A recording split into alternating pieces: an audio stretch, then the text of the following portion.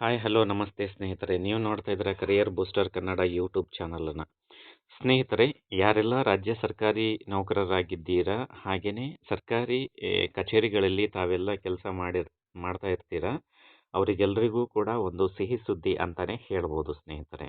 ಯಾಕಂತ ಹೇಳಿದರೆ, ಕರ್ನಾಟಕ ರಾಜ್ಯ ಸರ್ಕಾರವು ಆರೋಗ್ಯ ಸಂಜೀವಿನಿ ಯೋಜನೆಯನ್ನು ಜಾರಿಗೊಳಿಸುವುದರ ಕುರಿತು ಈ ಹಿಂದೆ ಅಧಿಕೃತವಾಗಿ ಮಾಹಿತಿಯನ್ನು ಹಂಚಿಕೊಳ್ಳಲಾಗಿತ್ತು. ಸ್ನೇಹಿತರೆ, ಇದು ಒಂದು ಮಹತ್ವಾಕಾಂಕ್ಷಿ ಯೋಜನೆಯಾಗಿದ್ದು, ಸುವರ್ಣ ಆರೋಗ್ಯ ಸುರಕ್ಷಾ ಟ್ರಸ್ಟ್ ವತಿಯಿಂದ ಜಾರಿಗೆ ಆಗ್ತಕ್ಕಂತಹ ಈ ಯೋಜನೆ ಸರ್ಕಾರಿ ನೌಕರರು ಹಾಗೂ ಅವಲಂಬಿತ ಸದಸ್ಯರಿಗೋಸ್ಕರ ಒಂದು ಆರೋಗ್ಯ ಸಂಜೀವಿನಿ ಯೋಜನೆಯನ್ನು ಕರ್ನಾಟಕ ರಾಜ್ಯ ಸರ್ಕಾರವು ಜಾರಿಗೊಳಿಸುವ ಒಂದು ಸುಸಂದರ್ಭ ಸ್ನೇಹಿತರೆ.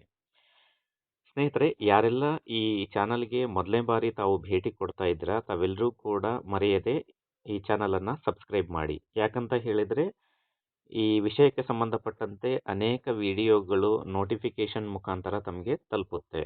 ಹಾಗೆಯೇ ತಮಗೆ ಈ ವಿಡಿಯೋ ಇಷ್ಟ ಆಗಿದ್ದರೆ ಲೈಕ್ ಮಾಡಿ, ಶೇರ್ ಮಾಡಿ, ಕಮೆಂಟ್ ಮಾಡೋದನ್ನು ಸಹ ಮರಿಬೇಡಿ.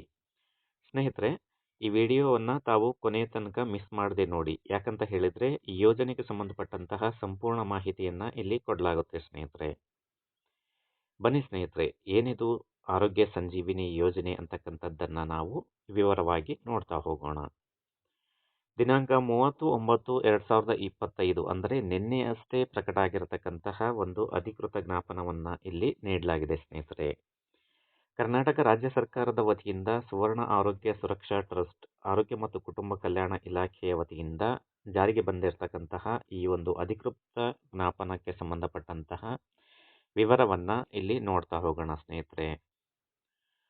ತಾವು ನೋಡ್ತಾ ಇದ್ದೀರ ವಿಷಯ ಕರ್ನಾಟಕ ಆರೋಗ್ಯ ಸಂಜೀವಿನಿ ಯೋಜನೆಯನ್ನು ಪ್ರಾರಂಭಿಸುವ ಕುರಿತು ಅಂತ ಹೇಳಿ ಇದೆ. ಇಲ್ಲಿ 2 ಉಲ್ಲೇಖಗಳನ್ನು ನೀಡಲಾಗಿದೆ. ದಿನಾಂಕ 2/4/2025 ಸರ್ಕಾರಿ ಆದೇಶ, ಹಾಗೆಯೇ ದಿನಾಂಕ 23/9/2025 ಸರ್ಕಾರದ ಆದೇಶ. ಈ 2 ಉಲ್ಲೇಖಗಳೇನಿದ್ದಾವೆ, ಇದು ರಾಜ್ಯ ಸರ್ಕಾರದಿಂದ ಹೊರಡಿಸಲಾಗಿರ್ತಕ್ಕಂತಹ ರೀಸೆಂಟ್ ಆದೇಶಗಳು ಇದಾಗಿರ್ತವೆ ಸ್ನೇಹಿತರೆ. ಈ ಉಲ್ಲೇಖಕ್ಕೆ ಸಂಬಂಧಪಟ್ಟಂತೆ ಕರ್ನಾಟಕ ಆರೋಗ್ಯ ಸಂಜೀವಿನಿ ಯೋಜನೆಯನ್ನು ಪ್ರಾರಂಭಿಸುವ ಕುರಿತು ಇಲ್ಲಿ ವಿವರವಾದ ಮಾಹಿತಿಯನ್ನು ನೀಡಲಾಗಿದೆ.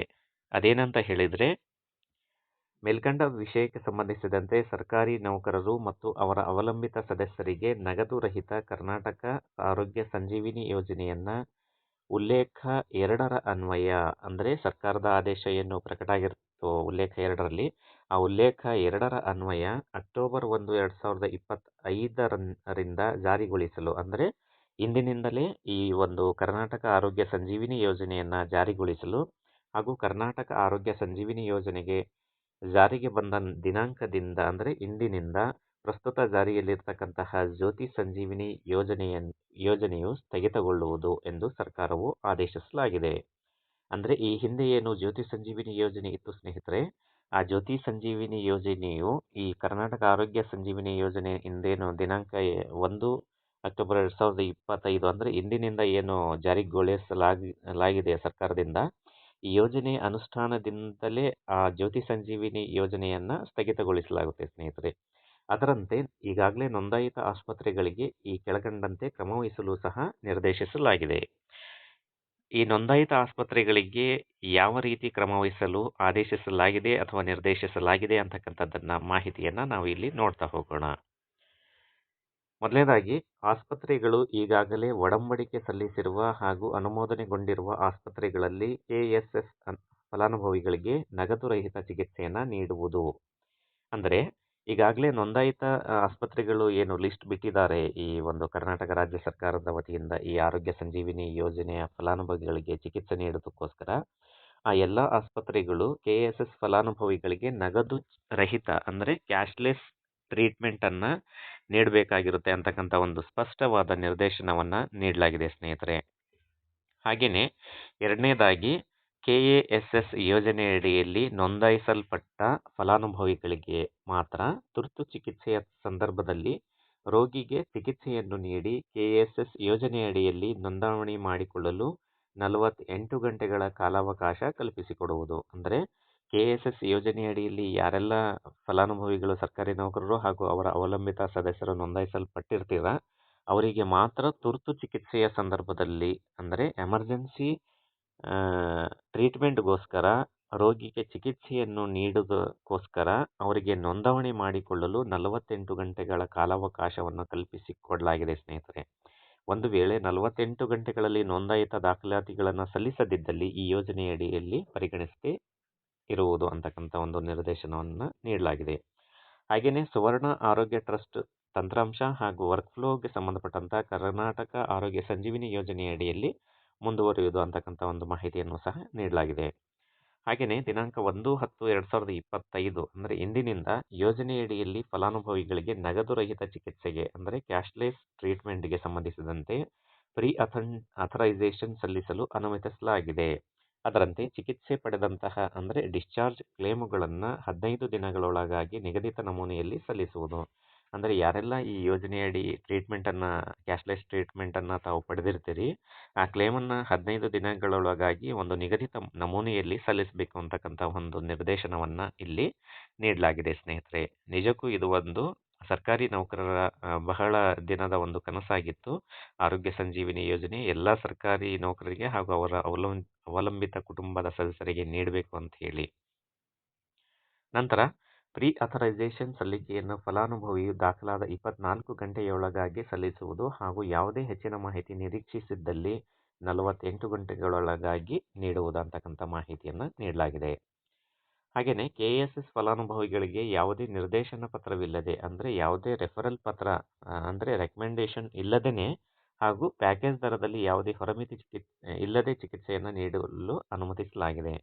ಅಂದರೆ ಯಾರಾದರೂ ಒಂದು ಹಾಸ್ಪಿಟ್ಲಿಂದ ರೆಫರ್ ಮಾಡಿದರೆ ಮಾತ್ರ ನಾವು ಅಡ್ಮಿಟ್ ಮಾಡ್ಕೊಳ್ತೀವಿ ಅಂತ ಒಂದು ಆಸ್ಪದನೆ ಇಲ್ಲಿ ಸಂಭವಿಸೋದಿಲ್ಲ ಸ್ನೇಹಿತರೆ. ಯಾಕಂತ ಹೇಳಿದ್ರೆ ಈಗಾಗಲೇ ಅವರು ಈ ಒಂದು KSS ಇದರಲ್ಲಿ ಯೋಜನೆಯಡಿಯಲ್ಲಿ ಫಲಾನುಭವಿಗಳಾಗಿರ್ತಾರೆ.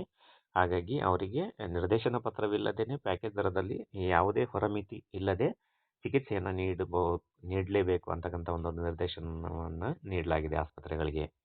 ಹಾಗೆಯೇ ಈ ಯೋಜನೆಯಡಿಯಲ್ಲಿ ಸುಮಾರು 2,000 ಚಿಕಿತ್ಸಾ ವಿಧಾನಗಳನ್ನು ನಿಗದಿಪಡಿಸಲಾಗಿರುತ್ತೆ. ಅಂದರೆ ಟೋಟಲ್ 2,000ದಂತಹ ವಿವಿಧ ಚಿಕಿತ್ಸೆಗಳ ಒಂದು ಚಿಕಿತ್ಸಾ ವಿಧಾನಗಳನ್ನು ಈ ಯೋಜನೆಯಡಿಯಲ್ಲಿ ನಿಗದಿಪಡಿಸಲಾಗಿದೆ. ಹಾಗೆಯೇ ಚಿಕಿತ್ಸಾ ವಿಧಾನಗಳ ದರಗಳ ಜೊತೆಯಲ್ಲಿ ನಿಗದಿಪಡಿಸಿದ ಇಂಪ್ಲಾಂಟ್ ದರಗಳನ್ನು ಸಹ ಪಾವತಿಸಲಾಗುವುದು ಅಂತಕ್ಕಂಥ ಒಂದು ನಿರ್ದೇಶನವನ್ನು ಎಲ್ಲ ನೋಂದಾಯಿತ ಆಸ್ಪತ್ರೆಗಳಿಗೆ ಇಲ್ಲಿ ನೀಡಲಾಗಿದೆ ಸ್ನೇಹಿತರೆ. ಹಾಗೆಯೇ ಪ್ಯಾಕೇಜ್ನಲ್ಲಿ ಒಳಪಡದ ಅಂದರೆ ಈ ಪ್ಯಾಕೇಜ್ ಏನಿದೆ 2,000 ಚಿಕಿತ್ಸಾ ವಿಧಾನದ್ದು, ಆ ಪ್ಯಾಕೇಜ್ನಲ್ಲಿ ಇಲ್ಲದೇ ಇರತಕ್ಕಂತಹ ಕೆಲವೊಂದು ಚಿಕಿತ್ಸೆಗಳಿಗೆ ಪೂರ್ವಾನುಮತಿಯೊಂದಿಗೆ ಚಿಕಿತ್ಸೆ ನೀಡಲು ಅನುಮತಿಸಲಾಗಿದೆ. ಅಂದರೆ ಈ 2,000 ಏನು ಚಿಕಿತ್ಸಾ ವಿಧಾನಗಳಿದ್ದಾವೆ ಅದರಲ್ಲಷ್ಟೇ ನಾವು ಮಾಡ್ತೀವಿ ಅಂತ ಹೇಳೋ ಹಾಗಿಲ್ಲ.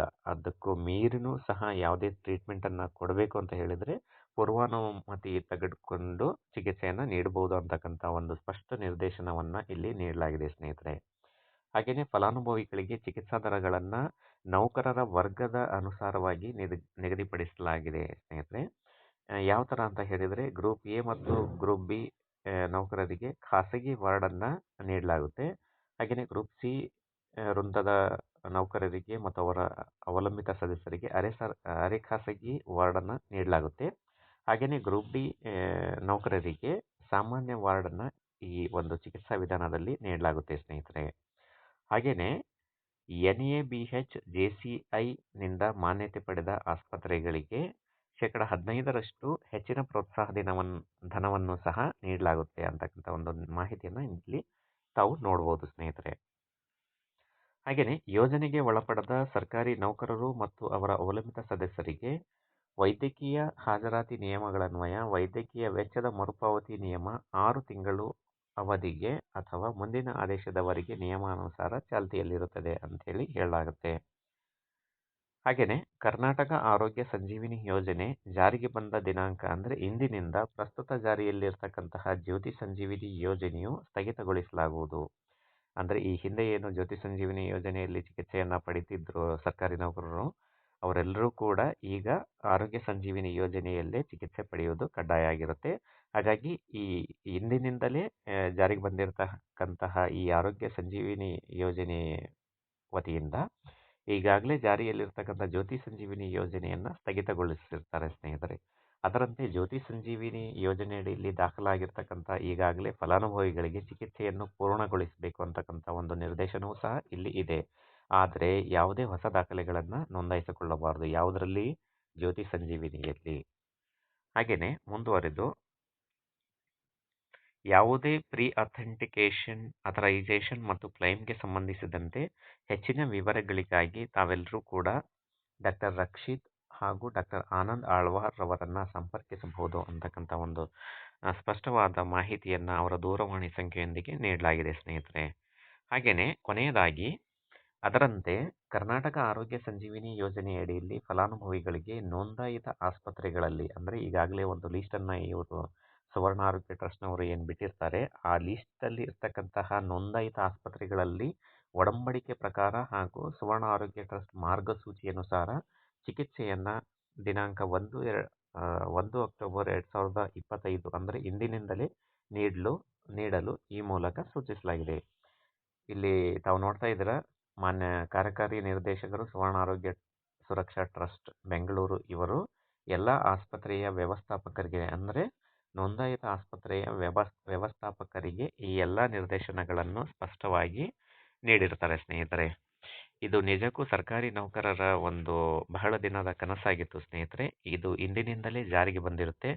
ಯಾರೆಲ್ಲ ತಾವು ಈ ಚಿಕಿತ್ಸೆಯನ್ನು ಪಡೆಯಬೇಕು ಅಂತ ಹೇಳಿ ಕಾಯ್ತಾ ಇದ್ರಿ, ಈ ಯೋಜನೆಯಡಿಯಲ್ಲಿ ತಾವು ಈಗಲೇ ನೋಂದಾಯಿಸಿಕೊಂಡು ಈ ಒಂದು ಚಿಕಿತ್ಸೆಯ ಲಾಭವನ್ನು ಪಡೆಯಬಹುದು ಸ್ನೇಹಿತರೆ.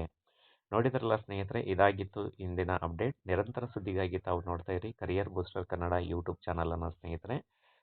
ತಮಗೆ ಈ ವಿಡಿಯೋ ಇಷ್ಟ ಆಗಿದ್ದರೆ ಲೈಕ್ ಮಾಡಿ, ಶೇರ್ ಮಾಡಿ, ಹಾಗೆ ಕಮೆಂಟ್ ಮಾಡೋದನ್ನು ಮರಿಬೇಡಿ ಸ್ನೇಹಿತರೆ. ಈ ವಿಡಿಯೋ ನೋಡಿದ್ದಕ್ಕಾಗಿ ತಮ್ಮೆಲ್ಲರಿಗೂ ಧನ್ಯವಾದಗಳು.